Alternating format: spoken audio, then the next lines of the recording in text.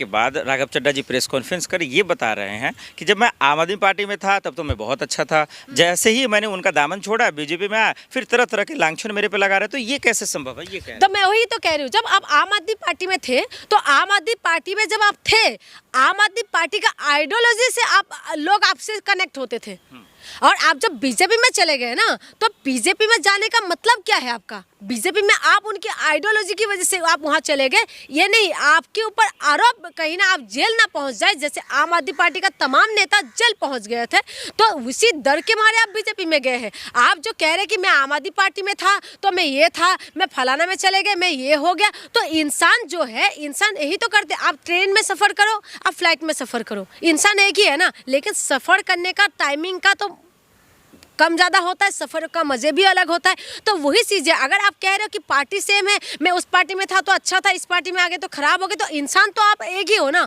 लेकिन दो जगह पे आप, आम आदमी पार्टी का आइडियोलॉजी अलग है, बीजेपी का आइडियोलॉजी अलग है। तो आप जब बीजेपी के आइडियोलॉजी में आप चले गए, बीजेपी का पैटर्न आप देखिए ना, बीजेपी किसको ले रहा है? बीजेपी उन तमाम नेता बीजेपी के साथ है और तमाम नेता शामिल हो चुका है बीजेपी में, जो घोटाले का आरोप लगे हुए थे। हेमंत बिश्वा शर्मा जो नोटिस में उनको चाणक्य बोला पे कोई आरोप तो नहीं था ना, लोकतंत्र में तो उसको अधिकार है, जहाँ चाहे वो जा सकते हैं ना, जा सकते हैं। लेकिन राघव चड्ढा के ऊपर क्या जल बोर्ड में रहा था तो बताया नहीं जा रहा था कि किसी डायरी में उनका नाम आ रहा था? राघव चड्ढा इस तरह, जब अरविंद केजरीवाल जेल के अंदर चले गए थे, मनीष सिसोदिया, सत्येंद्र जैन और संजय सिंह जेल के अंदर चले गए थे, तो राघव चड्ढा जो है उस वक्त कहाँ चले गए थे? और आंख बनाने चले गए, और उसके बाद उनको कभी ट्वीट करते हुए, कभी कुछ बोलते हुए आपने देखा है। और आप जो कह रहे हैं ना उनके ऊपर कोई आरोप नहीं है, तो तुम डर के मारे तो गए हैं, और किसकी वजह से गए? बीजेपी में जो लोग गए हैं वो किससे? आज जो अशोक, जो राघव चड्ढा की जगह जो अशोक करके जो जिस व्यक्ति को डिप्टी स्पीकर बना रहे थे, वो क्यों चले गए? ईडी का छापा पड़ा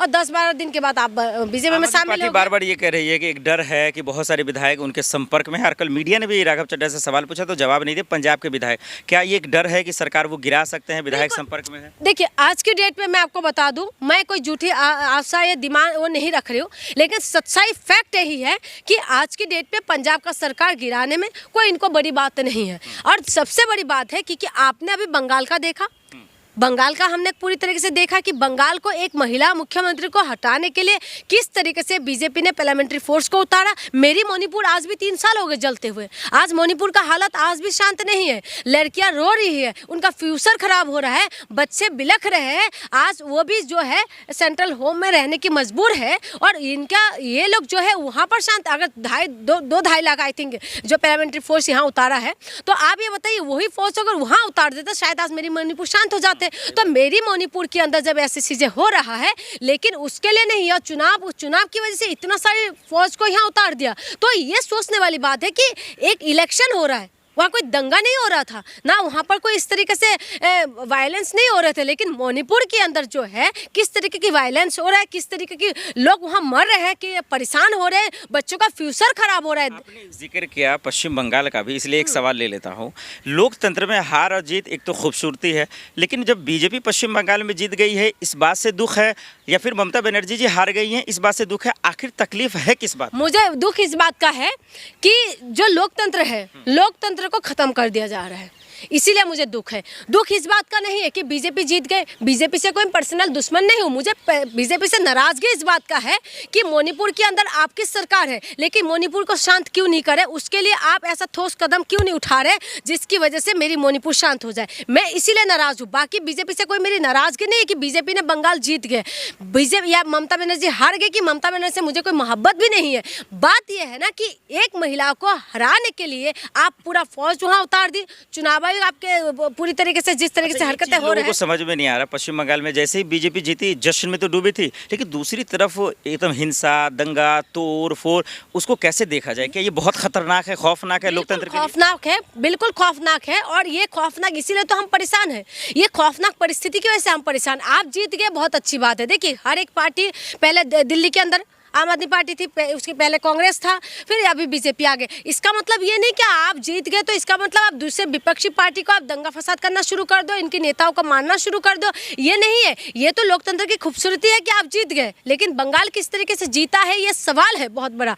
और दूसरी बात मैं आपको बता दूं, ये जो लोगों को ये लगता है कि हमें तो अपना खुद कमाने से मतलब है, हमें तो कमाना, कोई भी जीते कमाना तो हमें खुद ही है। आप ये रहिए कि अगर आपको कमाना ही है ना, तो आप ये समझ लें कि कमाने लायक भी आप नहीं रहने वाले, क्योंकि पूरी तरीके से खत्म करें। अगर लोकतंत्र खत्म हो जाएगा, बंगाल के अंदर 90 लाख के आसपास वोट वो हुआ था, कटिंग हो रही थी, तो आप देखिए ना किस तरीके से पैटर्न बनाया जा रहा है। और आए राघव चड्ढा की बात, राघव चड्ढा जिस तरीके से बोल रहा है कि, मैं जोर देता हूँ, आखिरी सवाल और छोटा ही जवाब, कि क्या राघव चड्ढा सोच समझकर आम आदमी पार्टी का साथ छोड़ा ताकि इसी बहाने, दिल्ली में तो खत्म हो ही गई आम आदमी पार्टी, पंजाब में भी खत्म कर दिया जाए, क्या एक साजिश है? ये बिल्कुल साजिश है, और इसमें पूरी तरीके से भागीदारी संदीप पाठक जी भी है, क्योंकि संदीप पाठक मास्टरमाइंड है, और संदीप पाठक ऐसा इंसान है जिसकी उनका कोई क्लू निकल के नहीं आ रहा था कि वो क्यों पार्टी छोड़ा या क्या उनके बीच लेकिन संदीप पाठक जो बताया जा रहा है, हमें जो न्यूज़ खबर मिल रहा है उसके अकॉर्डिंग कि जब ये लोग सारे लोग जब जेल के अंदर था तो संदीप पाठक ने पूरी तरीके से संभाला। तो संदीप पाठक को नस पता है राघव चड्ढा क्या है। ये तो वो इंसान है ना जो कहते थे कि कोई नोट ही नहीं बना जो हमें खरीद सके। आज वही राघव चड्ढा जाके उनकी गोद में बैठ गए, और उसके बाद वो कह रहे हैं कि मेरे अंदर कमी ही क्या। आपके अंदर कमी मैं बता देती हूँ, आपके अंदर कमी ये है कि आप बोलते कुछ है करते कुछ है। आपके अंदर कमी ये है कि आप कोई नेता नहीं है, आप सिर्फ और सिर्फ जो ऐशो आराम करने वाले एक तरीके से बताया जाए तो वो बॉय है, क्या चॉकलेटी बॉय हो, उसके सिवा आपके अंदर कोई ऐसी चीज़ नहीं है जो कि जनता आपसे कनेक्ट हो।